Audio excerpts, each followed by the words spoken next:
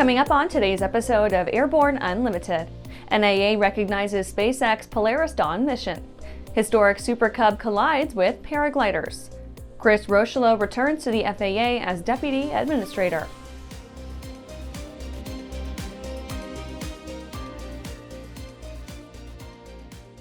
Welcome to Airborne Unlimited. I'm your host, Talon Lee. Let's get into today's stories. NAA recognizes SpaceX Polaris Dawn mission. NAA announced the recognition of the Polaris Dawn orbital mission launched by SpaceX Dragon aircraft into a highly elliptical orbit, during which it reached a record-breaking apogee of 875 miles, setting records for Sarah Gillis and Anna Menon as the furthest any women have flown from Earth. The other record set during the 5-day mission was the women's record for the highest altitude attained by an orbital mission with more than one astronaut. The NAA is the official custodian of aviation and aerospace records in the U.S., and as such certifies all new records in the country. The World Air Sports Federation further cements the records by ratifying those that qualify as world records. Polaris Dawn is a private crewed spaceflight funded by Jared Isaacman and operated by SpaceX. The records were set on the first of 3 planned Polaris Dawn missions. Amy Spowert, president and CEO of the National Aeronautic Association, said, quote, "Record-breaking flights exemplified by the Polaris Dawn mission not only push the boundaries of human endeavor, but also significantly advance our understanding of how space exploration influences science, health, and technology, inspiring hope for the future.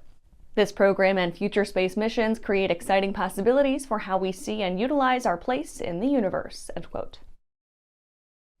After the break, EASA inexplicably continues push towards single-pilot ops.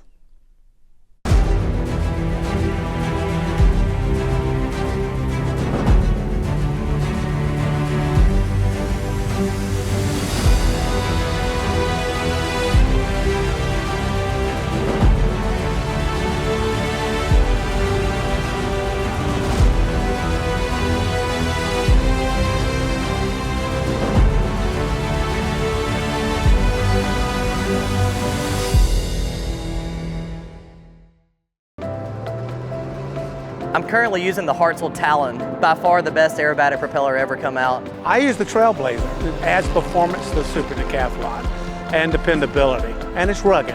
Hartsel's been an excellent partner for Whip Air, just in terms of your product support as well as keeping an eye on the market and developing new products that meet demand. It's helping us all have better performing airplanes. It's such a proud honor to fly behind that propeller. Welcome back. Now let's take a trip around the patch for some shorter stories. EASA inexplicably continues push towards single-pilot ops. The European Union Aviation Safety Agency recently released its 2025 plan for aviation safety, highlighting its plan to develop smart cockpits.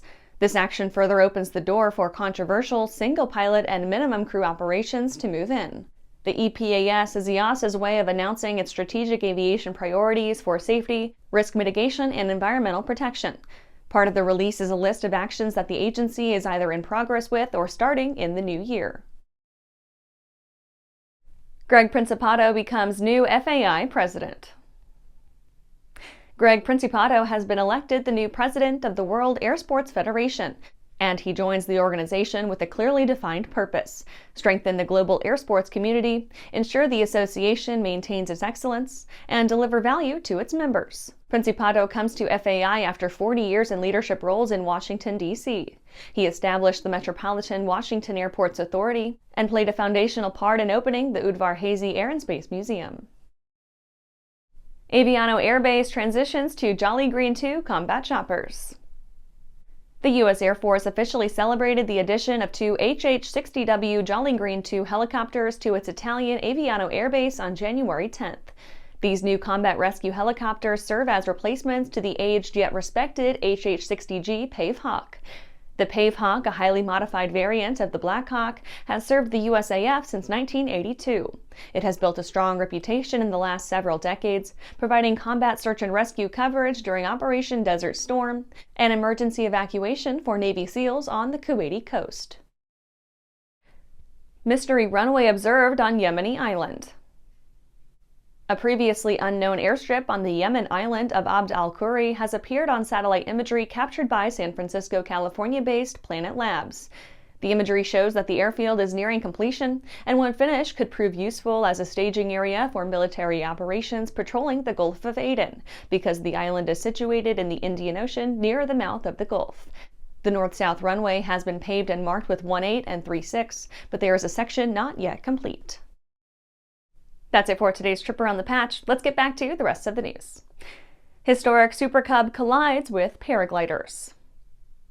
On January 21st, a Piper PA-18A-150 Super Cub collided with two tandem paragliders near Méribel-les-Allues, Savoie. The aircraft then plummeted onto the roof of an unoccupied chalet, resulting in the deaths of its two occupants. The paragliders were in shock but are currently out of danger, according to Albertville Public Prosecutor Benoît Bachelet. The iconic Super Cub, registered Foxtrot Bravo Alpha Yankee Papa, sustained critical damage. Authorities identified the victims as two men aged 26 and 58. Initial investigation suggests that the collision with the paragliders occurred just before the crash. Despite the visibility challenges for aircraft in the mountainous regions, the exact circumstances leading to the collision remain unclear, since weather conditions at the time of the crash were seemingly clear. The Super Cub involved in the crash had an extensive legacy and was famously used by aviator Henri Giraud in 1960 to land on Mount Blanc summit. Giraud, a revered pilot with over 40,000 flight hours, was celebrated for his contributions to alpine rescue before helicopters became popular. A judicial inquiry has been launched to uncover the full details of the collision. Meanwhile, a medical psychological support unit has been established for witnesses and relatives of the victims. After these messages, Chris Rocheleau returns to the FAA as Deputy Administrator. Meet the first of a new generation of the M-Class family. The M700 Fury. An aircraft worthy of the name, an indomitable force. The M700 Fury transcends traditional limits. With more power, blistering performance, a finely appointed interior, and the luxury of what matters most. Time. Experience the Fury. Join the legacy. The legendary BD4C program is building an exciting future for those who want a rugged four-seat family flyer with a proven history. The SureWings program produces a complete kit and builder assist program that gives you everything you need to be flying a BD4CS in record time. For conventional kit builders, BD Aviation has parts, partial kits, and full kits for the 190-mile-per-hour BD4C that has logged thousands of hours. Visit surewings.com and bdaviation.com for more details. Welcome back. Chris Rocheleau returns to the FAA as Deputy Administrator. FAA veteran Chris Rocheleau was recently sworn in as the agency's Deputy Administrator. He will serve as the acting chief while we await the new president's formal pick. Rocheleau has more than 20 years of experience with the FAA, previously serving as the Chief of Staff, Assistant Administrator for Policy, Executive Director for International Affairs, and Deputy Assistant Administrator for Policy, International Affairs, and Environment.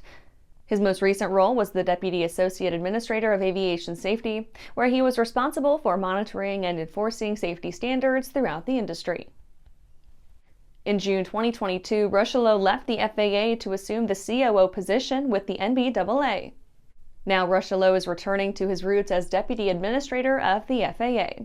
While this is a notable development, the top of the latter position remains vacant. Rocheleau will act as interim chief until there is an official selection. Finding and keeping a suitable FAA administrator has posed a challenge over the last several years. Stephen Dickinson held the position for just under 3 years before passing the torch to Billy Nolan in April 2022, then to Polly Trottenberg in June 2023, and eventually to the final pick of Mike Whitaker in October 2023. And that's our show for today. You can catch episodes of Airborne on YouTube, Roku, or Fire TV. Just search for Aero-News or Airborne. And don't forget to follow us on social media. Thanks for watching.